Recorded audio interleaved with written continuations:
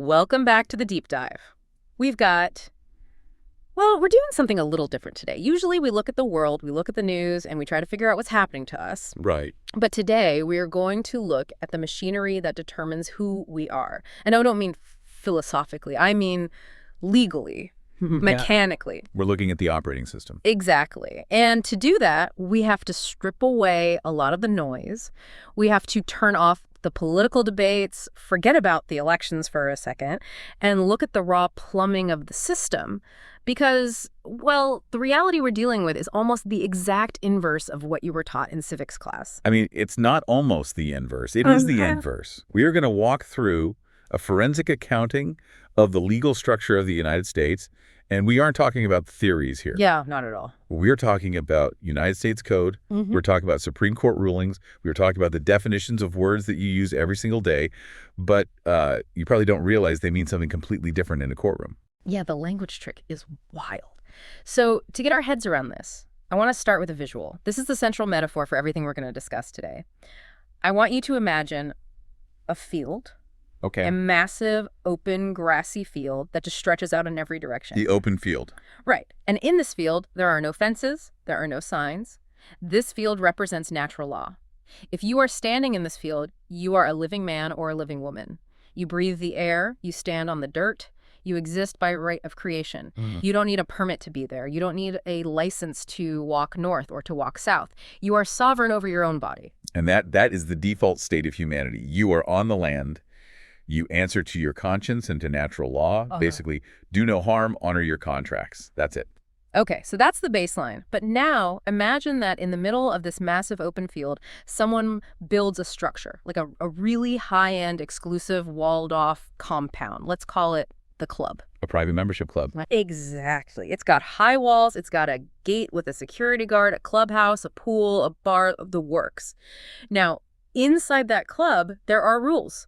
There are bylaws, like no running by the pool, tie required for dinner, dues must be paid on the first of the month. And those rules are strict. I mean, if you are a member, you have to follow them. If you break the bylaws, the club management can fine you, they can sanction you, they can kick you out. But here's the critical question. If I am standing outside the club, if I am just a guy standing out in the open field, minding my own business, do those bylaws apply to me? Can the club manager run out into the field and fine me for not wearing a tie? No, absolutely not. Because you are not a member. You are not in their jurisdiction. The club's rules stop at the club's walls. Right. Okay. So here's the twist. Here's the premise of this entire deep dive. The entity that we call the United States government. Yeah. It isn't the field. It's the club. And that's the hardest pill to swallow, really. But it is the absolute legal reality. The United States government, as it operates today, is a private municipal corporation. It is a membership club. And the massive psyop, if we want to call it that, is that most people believe they were born inside the club. They think the club is the world. Right. They think the walls of the club are the actual boundaries of reality. But the truth is, you were tricked into signing a membership application before you could even speak. You were enrolled. You didn't join. You were conscripted. And today we're going to look at the enrollment forms. We're going to look at the charter of the corporation.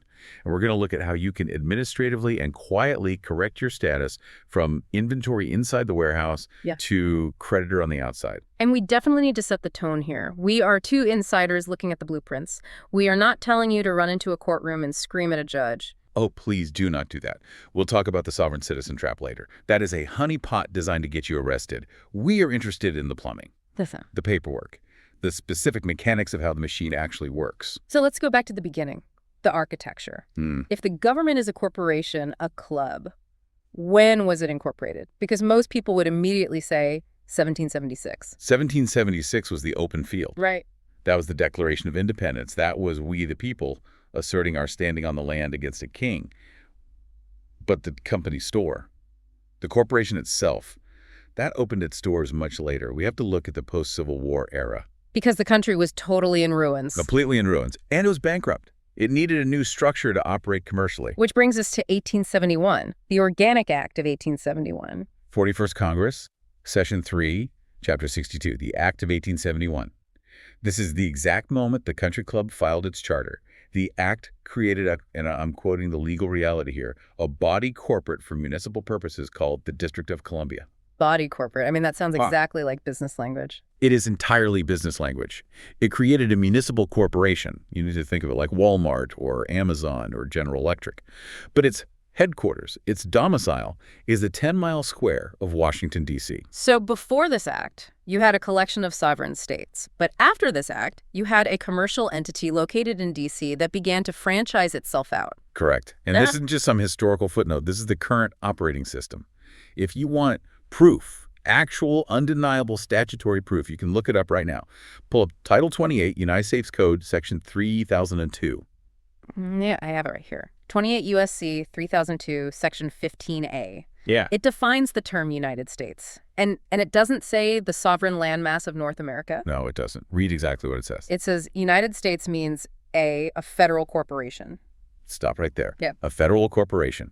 It is right there in black and white. It doesn't say a country. It doesn't say a republic. It says a federal corporation. That is wild to actually read. So when you see United States on a lawsuit or a tax form or a license plate, it's not referring to the land. It's referring to the core. It is referring to the legal fiction, business entity. And to double down on that, look at the Uniform Commercial Code, the UCC. The rule book for commerce. The absolute Bible of commerce. It governs all transactions. Look at UCC 9307, subsection HEA.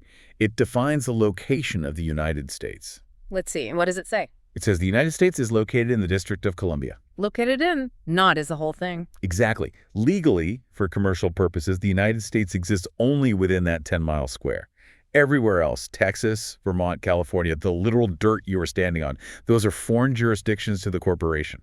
Okay, but this creates a huge logical problem. I mean, if the corporation is stuck in D.C., how does it have any power in Texas? If I'm standing in Austin, I'm outside the 10-mile square. I'm in the open field, effectively. And this is where the franchise model comes in. The corporation realized early on it couldn't own the land in the states. That would be unconstitutional. The Constitution is still the supreme law of the land, and it strictly restricts the federal government. So how do you bypass the Constitution? You get people to volunteer. You create a franchise.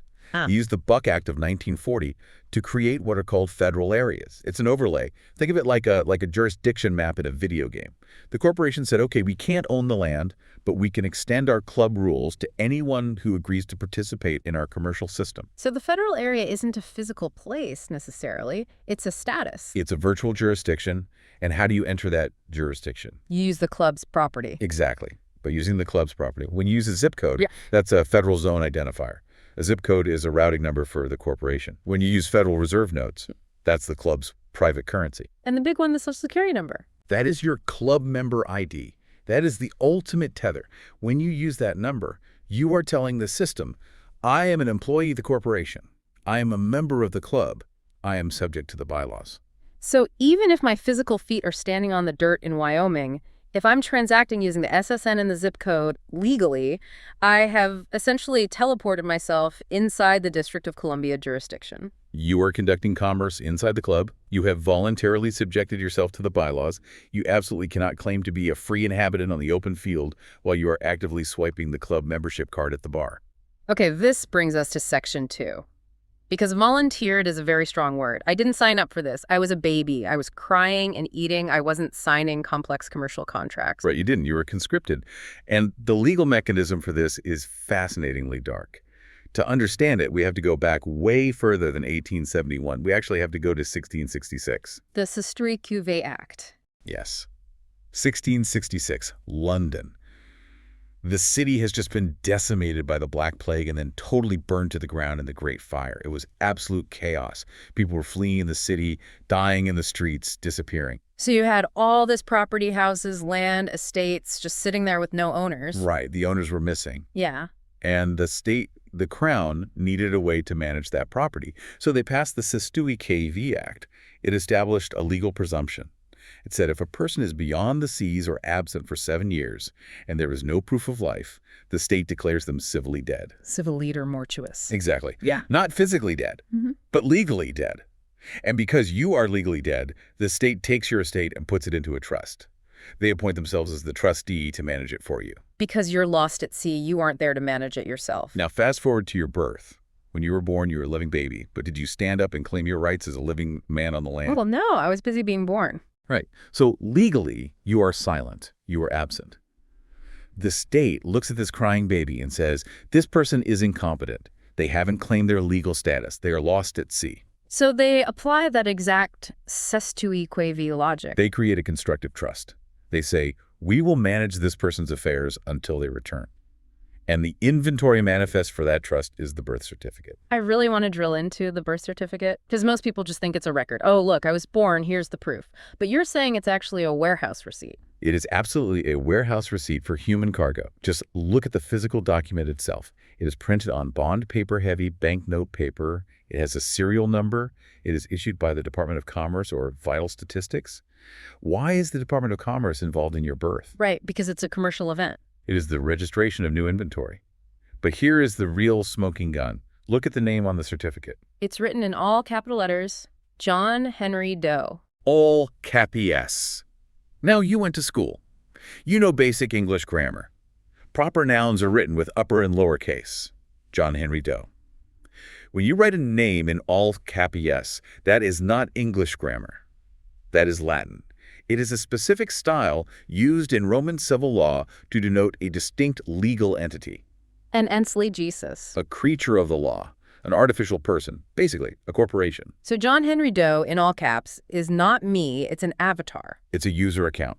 This is the concept that is so hard to grasp because it's honestly so simple. You are the user. The all C Chappy S name is the account. When you log into a website, you have a username. You are not the username. You operate it. But the government treats the username as if it is me. Because you let them. Your parents signed the application for the birth certificate. That was a constructive fraud. They thought they were just recording a birth for public health. But in law, when you register something, you transfer the superior title to the registrar. So the state actually holds the title to the straw man, the ALCTS name. Yes. The state owns the account, and then so you can operate the account, they issue you a password, a login key. The Social Security number. That is the club ID. It connects the straw man, the account, to the national ledger. This is the enumeration at birth program. They auto-enrolled you into the franchise before you could even speak. And this is the trap. You can't get a job without the ID. You can't open a bank account without the ID. I mean, you can't even get electricity turned on without the ID. So you use the ID, and the moment you use the ID, you are accepting the benefit of the club. And under the maxim of law, he who accepts the benefit must accept the burden. You are subject to the tax, you are subject to the statutes, you are subject to the courts. Which really begs the question, why? Why does the government want to own the title to my name? Why go through this insanely elaborate charade of trusts and avatars? Collateral. It is purely financial. You have to understand that the United States government is bankrupt.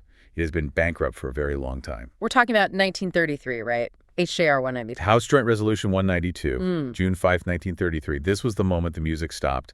The United States officially suspended the gold standard. They said, we can no longer pay our debts in gold. So if the money isn't backed by gold anymore, what is it backed by? It is backed by the full faith and credit of the United States. Which sounds nice, like we have faith. But translate that into forensic accounting.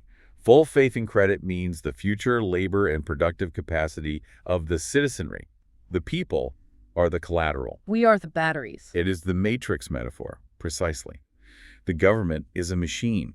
It produces absolutely nothing. It consumes massive amounts of resources. So where does the energy come from?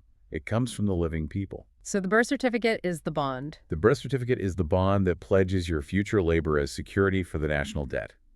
They literally estimate how much tax you will generate over your lifetime, and they borrow against that number on the international market. That's terrifying. They're monetizing us like cattle. They're monetizing the straw man. They're monetizing the account. Yeah. And because you agree to be the surety for the account, you pay the debt.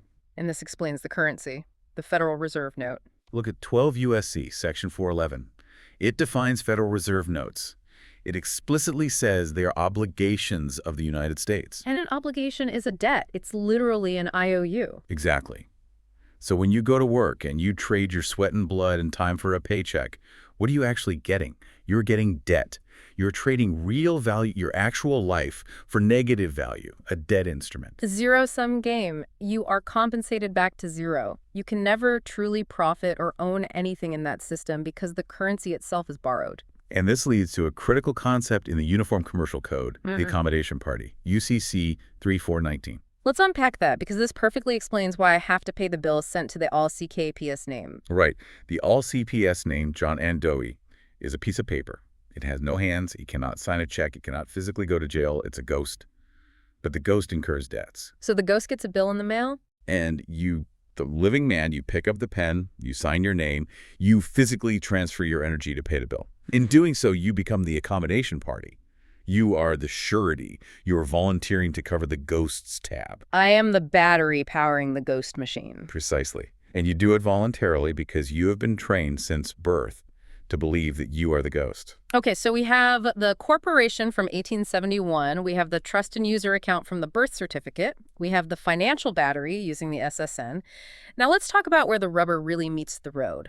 The courts. The legal matrix. Because if you walk into a courtroom today thinking it's a place of constitutional justice, you are going to get run over. You are going to be completely destroyed. Because the courts you see today, traffic court, family court, tax court, these are not courts of law in the constitutional sense. They are courts of equity. Or, more accurately, administrative tribunals for the corporation. They are commercial collection agencies. They are dispute resolution centers for club members. And this isn't my opinion. This is the Supreme Court. Clearfield Trust Company, United States, 1943. The smoking gun case. The Supreme Court ruled that when the government enters into commerce, when it issues checks, bonds, commercial paper, it descends to the level of a private corporation. Descends to the level. It strips itself of sovereignty. It loses its immunity. It is totally bound by commercial law. So when you are in court over a traffic ticket, the government isn't acting as a sovereign king protecting the peace. It is acting as a company suing a customer for a breach of contract. But, I mean, they have the robes, they have the flags, they have the guys with guns. It feels like sovereign power. It is pageantry. It is designed to intimidate you into submission. But look at Hale v. Henkel, 1906. This is another massive foundational case. It established the fundamental difference between a corporation and a private individual. What did it say? It said the individual has rights that predate the state. You have rights simply because you exist. The corporation only has privileges granted by the state. The individual owes nothing to the state as long as he does not trespass on others. So the entire game in court, the whole point, is to get you to admit you are the corporation. That is the entire game. The judge, who is acting as the club manager, calls out the name John Henry Doe, the all-caps name. And if I stand up and say, here. You have just identified yourself as the corporation. You have joined with the straw man. And because the straw man has no rights, only privileges, you instantly lose. You have accepted the jurisdiction of the club. It's a monopoly of presumptions. That is the exact phrase. The system doesn't run on force primarily. It runs on presumptions. Presumption 1, you are the all-CKPS name. Presumption 2, you are in the club. Presumption 3, you consent it to the statutes. And if you stay silent, like if you don't say anything. Qui tacet consentire videtur. He who is silent appears to consent. The silence procedure. If you do not actively rebut the presumption, you accept it.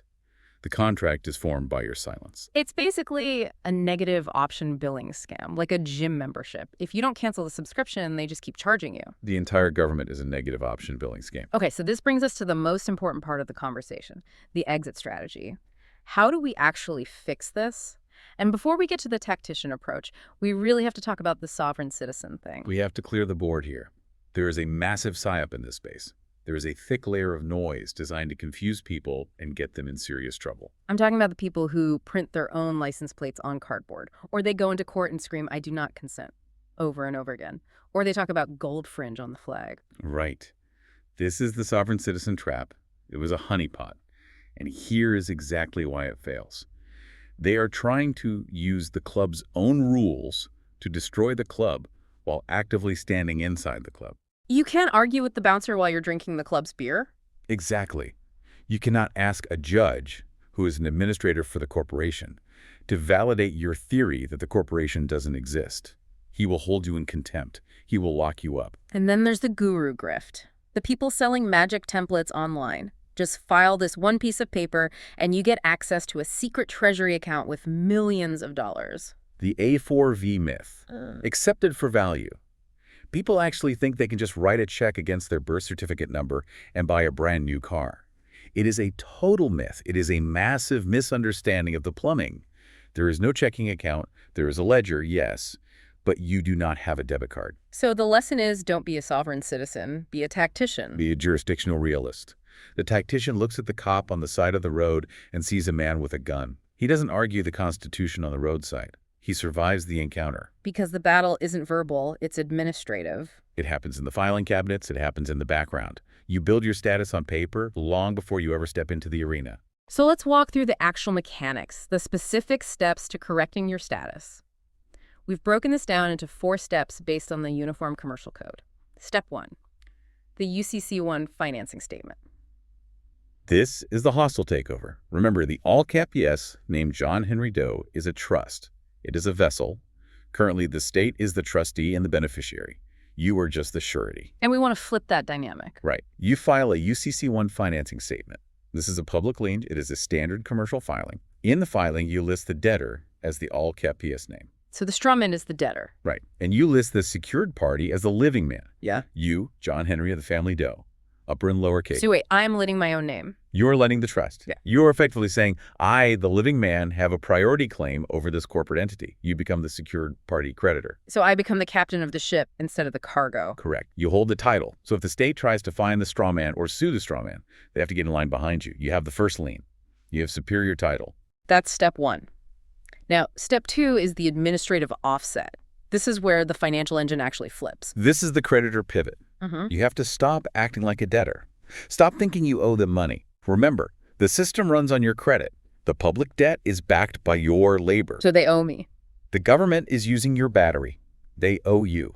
So when they send a bill to the all EOWAS and AAE, say a tax bill or a court fine, they are actually billing their own trust. They are billing the entity they created. So how do I practically use that? Since you're the secured party creditor now, you could use tax forms, specifically the 1099 OID or 1099-C, to discharge that debt. You aren't paying it with cash. You're balancing the books. It's basically a ledger adjustment. You're saying, okay, you charged the trust $1,000. The trust is backed by my labor. I authorize you to offset that $1,000 against the massive debt you already owe me. And this relates directly to the shadow ledger, the CAFRs. Comprehensive annual financial reports. If you look at the government's real books, they have massive investment assets. They hide the assets in the shadow ledger while showing the public the massive debt. The administrative offset forces them to dip into that shadow ledger to balance the transaction. Okay, step 3. This is something everyone can start doing immediately, today. The reservation of rights. This is the vaccine against the silence procedure. It comes directly from UCC 1308. It used to be 1207, right? Correct, they updated it. UCC 1308 says that a party who performs a duty like signing a document with an explicit reservation of rights does not prejudice the rights reserved. So when I have to sign something, a driver's license, a traffic ticket, a tax form, I can actually reserve my rights right there. You write all rights reserved or UCC 1308 right above your signature. Or you use the Latin tag, vicoactus, or simply VC. Vicoactus, what does that literally translate to? Under duress or by force. So if a cop is standing there holding a clipboard and says sign here or go to jail, that is clearly duress. That is the exact legal definition of duress. A contract signed under duress is voidable, but you have to state it. If you just sign, you consented. If you write VC or UCC 1308, you are creating permanent evidence. You aren't stopping the transaction, though. You still get the ticket. You still get the license. You survive the encounter. That's the key. But you have created a landmine in the paperwork. Later, if they try to claim you voluntarily joined the franchise, you point to the signature. Look, I reserved my rights. I signed under threat. There's no consensual contract. It totally prevents constructive consent. It's not about fighting in the street. It's about planting the flag in the file. Exactly. Finally, step 4, separating assets. The Rockefeller rule. Own nothing, control everything. The wealthy have known this for centuries. Never hold assets in your own name. And definitely never hold assets in the ALCFPS strawman name. If the strawman owns your house, the state can seize it to pay the strawman's debts. So where do you put it? You move it into the private, you use private ministerial associations or PMAs, or you use irrevocable trusts. Let's talk about the PMA. A PMA is a private contract between members. It is heavily protected by the First and 14th Amendments. Hale v. Henkel applies perfectly here. The club regulators, the FDA, the FTC, the licensing boards, they only have jurisdiction over public commerce. They do not have jurisdiction over private association. So if I run my business as a PMA, I'm not technically open to the public. I'm operating entirely in the private. Correct. And irrevocable trusts for your assets. You move your car, your house, your bank accounts out of the John Doe name and into a trust. You completely control the trust, but you don't own the assets. So if they sue John Doe, he's broke. He's a pauper. He owns absolutely nothing. They can't seize what he doesn't have. You have successfully firewalled your life from the corporation. It is incredible when you see it laid out like this. It is a complete parallel system. It is the real system underneath the fake system. So let's wrap this up. We've covered a ton of ground today. We have the corporation in 1871, the trust originating in 1666, the financial battery, the courts of equity, and the exit strategy. We really have to synthesize this because there are basically 3 ways to look at the world once you have this information. Angle 1, the mainstream. The sleepwalker. You believe the government is your friend, you believe you are the name on the ID, and you pay your bills, and you die. You are just inventory. Angle 2, the trap. The sovereign citizen.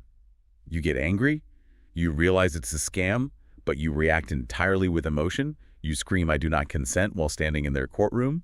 You try to use magic words, you get crushed. Angle 3, the tactician. The insider. You understand the plumbing, you use the club ID when necessary to travel or buy food, but you hold the lin. You are the captain of the vessel. You reserve your rights. You own nothing but control everything. And there is one final legal concept that I think is the ultimate checkmate here, the corpus delicti. Corpus delicti, the body of the crime. In a real crime, under natural law, there must be an injured party, a victim. Exactly. If I punch you, there's a victim. There is a crime. But in the corporate state, most crimes are completely victimless. You didn't file the form, you didn't get the permit, you crossed the line. So who is the victim? The state claims to be the victim. The state of California versus John Doe. But remember, 1871, the state is a fiction.